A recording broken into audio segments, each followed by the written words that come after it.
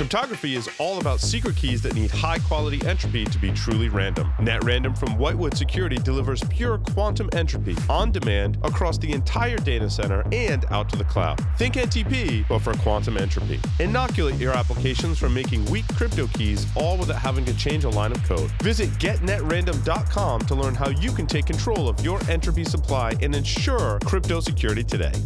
Signal Sciences is the industry's first web protection platform that works in any cloud, any container, any platform as a service, and any modern application architecture. The Signal Sciences web protection platform can be deployed in next-generation WAF, RASP, or reverse proxy modes, giving customers ultimate flexibility and coverage. Protect your web applications with Signal Sciences web protection platform. Signal Sciences, protecting applications, connecting teams. For more information, check them out at signalsciences.com/PSW. Onapsis is the leading provider of solutions to protect ERP systems from cyber attacks. Customers can secure their SAP and Oracle business-critical platforms from espionage, sabotage, and financial fraud risks. Visit them on the web at onapsis.com. The SANS Institute, the most trusted source for computer security certification training and research. Visit SANS.org to explore their full curriculum and latest training offerings. Whose idea was it to put an Alexa in the office? Amazon Echo device in the office. Oh, God. My shopping list is filled with not appropriate things. That Alexa, add tampons to my whaling. Alexa, add tampons to my whaling list. Yes. To my whaling list. Yeah. To my mailing list. What? Speaking of which, subscribe to our whaling list. No, yes. I'm kidding. Yeah. That too. Speaking of announcements, make sure you check out our webcast program, securityweekly.com/logarithm.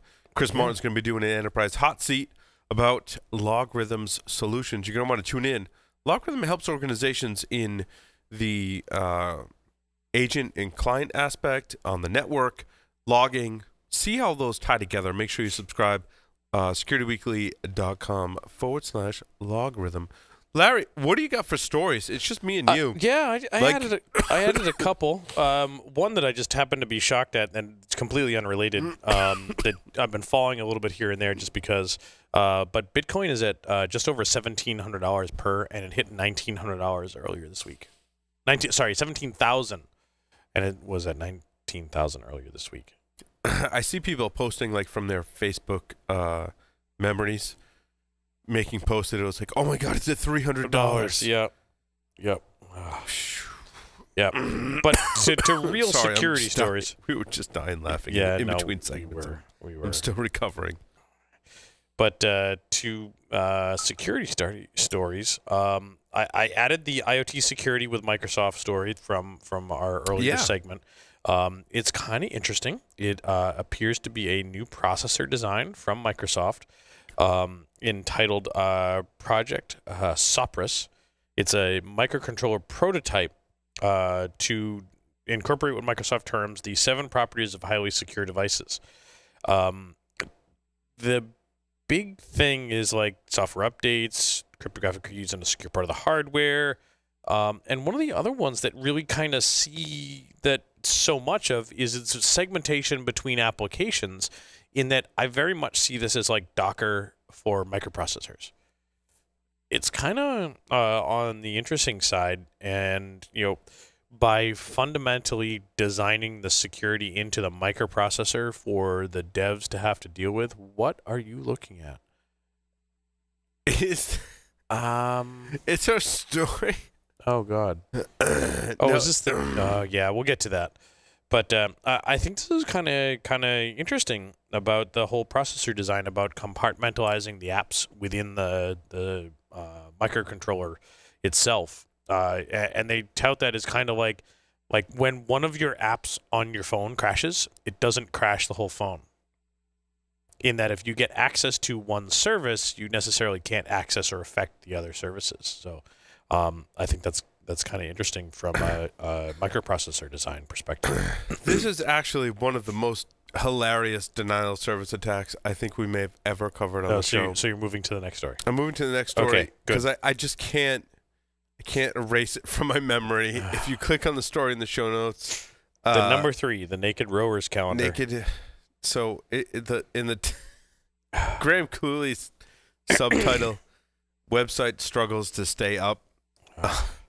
It is an all-male nude calendar of rowers from the University of Warwick's rowing club. And I don't think they're referring to Warwick, Rhode Island. I think it's Warwick in the UK, which I think is how it became to be known as Warwick, which is where our studio is in Warwick, Rhode Island, which is one of the other reasons I wanted to add the story. And either it was someone who really didn't want any more of those calendars being sold, or it was one person who was very keen indeed to purchase a calendar for each and every one of his comrades. Because the Russian IP address has launched a denial of service attack against the naked calendar that was being sold from the UK-based rowing society. I'm trying to do this with a straight face. I just can't. They state... What a thing to denial of service, though. If they can't cope with a few naked bums, then frankly, that's quite sad. Send Angus Malcolm, the producer of the Work Rowers and chairman of the Sports Allies. It's just terrible. That people can't. They're supporting that people can't deal with some naked bums. That, and there was a whole a movie about this too. That like some organizations basically produce these naked calendars to raise money for the organization, and it's all in. It's all in good fun. It's all in good fun, exactly. Yep. And to have their website taken down by denial of service, like really, like that's what you're doing with whatever botnet you've rented or knowledge that you have is taking out an organization they're just trying to raise money. Yeah. I mean, and it's all in good fun. And we've talked about this with the mantra of hack naked. Like we all come in this world naked. There's no other connotation to it other than like everyone's naked underneath their own clothes. Like what is the big deal? Naked is beautiful. I don't know. I don't get it. We should do the podcast naked. That's a different show. Different show. No. We'll be naked. You know, we're naked under our clothes. So right now, I am naked underneath my clothes. I am naked as well. So, I don't know. Just all kinds of hilarity on the internet. I also don't have my firewall turned on, so. Right. Which makes you hack naked. Nor do I run antivirus. You're totally naked. Yep. The other thing that I find is interesting in the security is man has turned a shed into a top-rated restaurant on TripAdvisor and has never served a dish of food in his entire life. Like totally socially engineered TripAdvisor into making his shed the top eatery in his particular region and never served food in his entire life. Like, what is going on? What is wrong with the internet today, Larry? I don't know that it's wrong, but they can DOS naked calendars, and people can have a shed in the woods and claim to serve food and be the top-rated restaurant on TripAdvisor. What is this world coming to? Who can we trust? I have completely lost faith in the entire internet. Bitcoin is at record amounts. I just... Who can we trust? Can we trust Uber? We definitely cannot trust Uber. Oh, my God. Now you just went there. Apparently, they paid someone $100,000 to cover up their hack. The whole thing prompted legislation in the U.S. about breach disclosure because of the way they covered it up. Well, I mean, that's a good thing that we've got some now rules around it. It's interesting. A lot of people are kind of upset that it is being touted as a good thing because, well, here's the thing. Like, if my information is housed with an organization that has a breach that's being traded on the underground, conceivably it's already public. So people are like, oh, well, wait, you're going to make that organization disclose it publicly. Doesn't that put me more at risk? I'm like, no, like, basically your information is already being traded on the black market, in essence making it public. It's just not public to the way you think it's public. Right, but you may not have known otherwise that it was. Right. Unless they disclose that publicly. And you should know. I agree. Yep. Knowing's half the battle. That reminds me, I've never actually checked to see if I was involved in that Equifax thing. The more you know. Bing. I went there. What was that? When we were growing up, we saw that commercial. The more you know. We're like about the same age, right? The more you know. G.I. Joe. Right, no, that was the different one. No, different one. G.I. Joe is knowing it's half the battle. Yeah, knowing it's half the battle. The PBS? Was it PBS? It was PBS. I think. PBS, yeah. The more you know. The more you know. Waiting for the production guys and production staff to add that to like a sweep. Yeah, but they don't get the reference because they're young and we're old. Yeah. It's like the floppy disk icon on Microsoft Word or anything like that. Yeah, what is a floppy disk? Right. But no, it's not a floppy disk. It's the save icon. It's the save button. With the physical representation of the save button. It's over there on one of the shelves. It's on the other set, yeah. Yeah. It's crazy. Larry, what do you know about these new malware evasion techniques on Windows? Not a lot. Me neither, because I had very limited time. As I described this week. But I see Mimikatz in the article. I do. My time was limited. I didn't get a chance to research the articles. My wife had emergency dental surgery this week. To see the hot dentist. Well, which is kind of interesting, is those that have listened to Security Weekly when it was called something different understand the significance of the dentist in our history. We had a whole sweeper dedicated to my visits to the dentist, and you can go back and listen. And basically, the tables have been turned on me. It's always the way it goes. And now my wife has a hot dentist that she had some work done, and it didn't work out quite the way she had hoped. Had to go back. Basically, root canal and wisdom tooth extraction in one sitting, which is something no one should have to go through. And obviously not on the same tooth, because that would be dumb to do a root canal and have that same tooth extracted.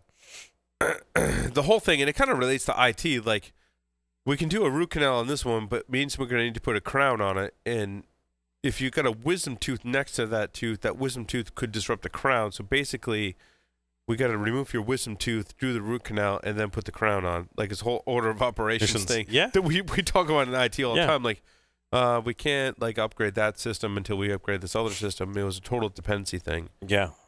Which unfortunately meant she spent 2+ hours in the dental chair. Not with her hot dentist, by the way.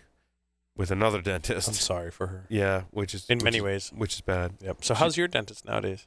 Same one? I've gotten visits from the hot dentist, and he is pretty hot. I will. Oh no, your hot dentist. We go to the same office now from when we developed the sweeper. Oh. Yeah. So in our move, she got the hot dentist who is male now, who occasionally does consultations with me, which is fine. I mean, he's pretty hot. It's cool. Cool. All right. Cool. Yeah. So it works out for everyone, I guess. Yeah. I guess. Were we talking about security? No, there is an article about process doppelgang works on all Windows versions. Yeah. So in yours it's doppelgang, but it's doppelganging, which hopefully you don't get it. Your dentist. Yeah, I don't doppelgang. That sounds so dirty. I can't find a lighter that works today. I don't. Yeah, I mean, with all the lighters around here, you figure you need a doppelgang one. The one in my pocket. Anyway, let's see. Next story. Yeah, it has. I don't understand. Anyway, what else you got, Larry? Let's see. This is going to be a really short segment, folks, for listening. So one of them was some research from 26 Labs, which is what I thought was kind of interesting. Which was entitled "Blue Steel," not blue steel as in STEEL, STEAL, popping GAT safes, and not GAT as in your gun. But I'm totally confused now, Larry. But GATT as in Bluetooth services. But it really is about your GAT and that GAT. They found some vulnerabilities in some Vaultec VT20i Bluetooth-enabled gun safes. Oh, interesting. Yes, in which you can... So it is about your GAT, like you said. So it is about your GAT, but it's about GAT services, GATT services, which are used with Bluetooth and Bluetooth Low Energy. So they make a bunch of claims with the safe. Hold on. Describe how it works, because I've seen these safes, Larry. Yes. The safes that I have at home, not the best because it has a tubular lock as a backup. It does. I don't see the tubular lock here, but I'm sure it exists. The ones that because I have they've got to have a backup. So the ones that I have a tubular lock as a backup. Yep. And Max, who visits the studio fairly often, has pledged to teach me how to do the tubular lock thing because they're easy. I have a set, and I've never had like a use case where I had to use it or a tubular lock I can practice on. So Matt's like, dude, I want to show you how to do it, and which is awesome. I'm going to take you up on that, Max. So it has that, and then it has the finger. Yep. So biometric or PIN? Not biometric, but buttons. Yep. Okay. So very similar to that. Yes, and it's for like an adult hand, and I have to push a sequence of buttons with my hand. Conceivably, if it's a child and it has a smaller hand, they would have a difficult time doing it. However, my children being skilled in lock picking, not so much. So you fall back. It's interesting how the security plays on it. I just fall back to monitoring and users awareness training, right? So I've told my children, if you want to hold a weapon or you want to go to the range, like just ask, and we'll arrange for that to happen. Yep. Totally fine. And that's been working really well in my environment. But I do have those, I don't have the Bluetooth ones, which from what I've read mean your phone gets in proximity and can unlock the safe. Is that how it works? Effectively. And it's low energy that's doing that. Yep, and it is low energy. And they found and that's Bluetooth 4.2? 4.0, 4.1, or 4.2, depending on the version. That's Bluetooth 4.x. Okay. So they found 3 different vulnerabilities, which go against some of the claims against the safe manufacturer. You can unlock the phone with your device on your phone via Bluetooth. You can do it a couple of other ways with the pin pad and such. The first one is, quote, the fun vulnerability, which is that the manufacturer's Android application uses a PIN code on the app to unlock the safe. The PIN code that you use in the app to unlock the app also is the one that unlocks the safe. So they're just reusing the PIN code to unlock your phone? Yes. Yeah, okay. No, not the one to unlock your phone. PIN code to go into the app. Okay. Which is the one to unlock the safe. Oh, it's the same one. Gotcha. It's the same one. Yep. But you can do unlimited pairing attempts with the Android app, so you can effectively brute force a 4-digit code. 4 to 6 digit code. Then they claim, the safe manufacturer claim that data transmissions of that PIN code are secure via AES 256-bit encryption.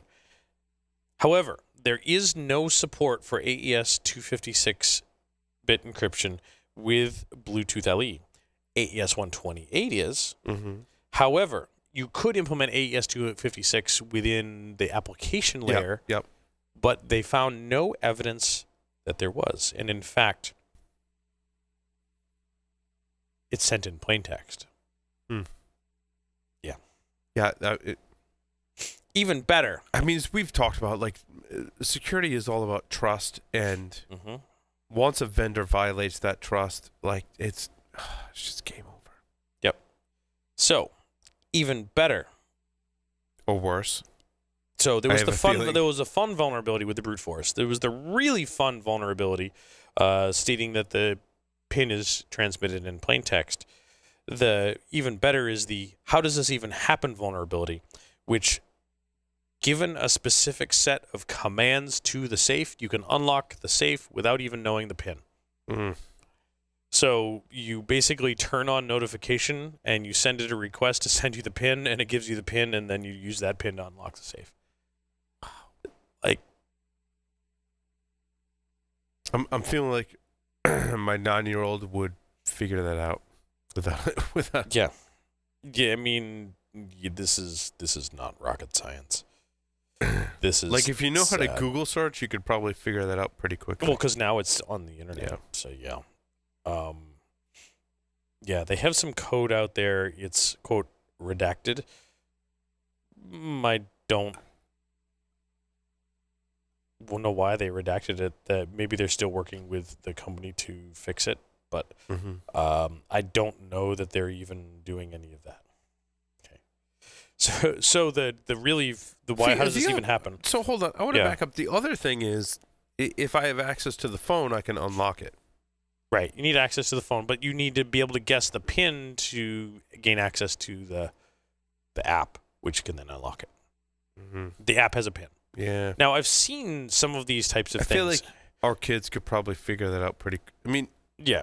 Is one of the use cases, not all, mm-hmm. one of the use cases is that people in your house that you don't want to have access to your safe, potentially with your firearms in it, need to be locked out of this particular application. I feel like the barrier, like that hacking level, is not where it needs to be to prevent those people from accessing it. Yep. So the way the app is, you fire up the app and it says, please enter your PIN. And you enter the PIN, and that PIN is also the one that's used to unlock the safe. I've seen similar types of things, but in the case of the safe, they send the PIN across Bluetooth Low Energy in clear text. And you can observe that by sniffing Bluetooth Low Energy, because that's really easy to do. I've seen implementations, however, if you use a PIN, it uses that PIN to do some security. And let me describe for you. So I bought some very cheap light bulbs, Bluetooth Low Energy enabled light bulbs with an app from Fiat Electric, F-E-I-T. They were like $6 a piece. Use an app, turn them on and off. I'm like, great. This will be great for the SANS wireless class. We can start exploring them. We can send values to them, and we can turn the bulbs on and off. And I started looking at it, and I'm like, this value changes every time. And sure enough, they're using something at a higher layer to do some encryption. So let me read for you what this $6 light bulb is doing that I picked up at Home Depot. So, 128-bit network keys used in the CSR mesh, derived by concatenating the ASCII representation of the PIN with a null byte and the string MCP, computing a 256 SHA-256 hash of the string, reversing the order of the bytes in the resulting hash, and taking the first 16 bytes as a key. Then, packets sent to the CSR mesh devices require authentication as well as encryption. All multi-byte types are represented in little endian format. To form a valid packet, the sequence number, the constant hex 80, and n null bytes, where n is equal to the size of the payload to be sent, are concatenated together and encrypted using the key that we generated in that first step, using AES 128 in ECB mode. The result of such encryption is then truncated to the length of the payload to be sent. The payload is XORed with the result of the previous encryption to form the encrypted payload. Next, the message authentication code is computing using HMAC SHA-256 using the network key as a secret of the following data: 8 null bytes, sequence number, constant hex 80, and the encrypted payload. The order of the bits and the resulting hash are then reversed and the hash truncated to 8 bytes. Finally, the packet is formed by concatenating the sequence number of constant hex 80, encrypted payload, truncated HMAC, and the constant hex FF. What the actual fuck? So my brain is going to explode. Exactly. However, I feel like there's a lot of known values in that. There are. That would just really allow for attacks to happen. There is. Is that really what you're getting there at? Is. Too many known values there. Effectively, what I've done is I've read from the GitHub page in which someone has re-implemented the app in Python. Okay. How did they do so? They took the Android app and they disassembled it and observed how they did it. But that is better than sending the code in plain text. The PIN in plain text. Arguably. Maybe. But no, not by much. You can sniff Bluetooth Low Energy traffic. There's the PIN. Great, I'm done. As opposed to having to disassemble the app, figure out all of the symbols, and then there was a lot more work that went into this for the Fiat $6 light bulb that turns on and off a light bulb. Right. Than there was into a gun safe that contains something that could possibly harm someone. I think it's very similar to banking apps found vulnerable to man-in-the-middle attacks.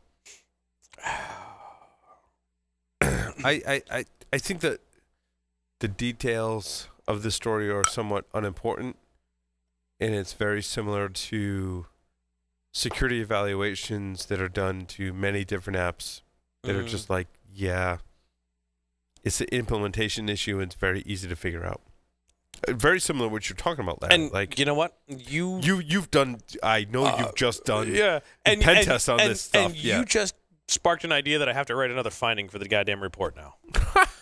Seriously. I love it. Sorry to make work. No, it's okay. No, it's good, and it's awesome. Yeah. I don't mind having to write up an issue for them to correct because it should be something that's really easy. And I'll tell you about that, what it is after the show. Sure. But like, really? So tell me more about the banking apps. That's really all I know. Yeah, I mean, it's really how are they vulnerable to man in the middle? Again, it's similar to what you just talked about. I think it's in the implementation. The use of certificate pinning or lack thereof. Right. It's all in the implementation. Mm-hmm. TLS is a tricky protocol to get right. No, actually, it's not. No, it's very well documented, and I think that organizations that implement apps are not really thinking it through in terms of security and integrity of the app, and just making a lot of assumptions about security, and therefore we read about them in the headlines. I can think of one major corporation that grinds my gears that has three letters that begin with C. Oh, that you go get your prescriptions from largely in Rhode Island. That may or may not be trying to purchase Aetna. Yeah, and their app is just terrible. So much so my wife and I uninstalled it. That's how terrible it was. I don't think I've ever used it. It's bad. Don't, because it had a bug where it leaked information to third-party sites. I think they make the assumption about security in order to provide functionality to their user base, and I think banks make the same poor assumptions, which is really bad. And I'm really jaded because this particular organization, I think, tracks you by making you have that little key fob that they scan every time you buy something there, and then print coupons that are for you. They sell nicotine, but only in patches today. Yep. They do things like when I pull up to the drive-thru to get my wife's prescription because she's in pain, put a big sign in the window that says no smoking. And I'm like, I'm in my own vehicle. Like, really? Not only in my soapbox, but like, really? Yep. Like, I understand there are jerks in the world that will blow smoke right inside like the drive-thru and whatever. Like, I don't do that. No, and I'm in my own property, and I'm very mindful of that. When I go through drive-thrus, like I do my best to make sure that this. You're not an asshole at that particular time. Not at that particular time. There are times when I am an asshole, right. But I try to be respectful.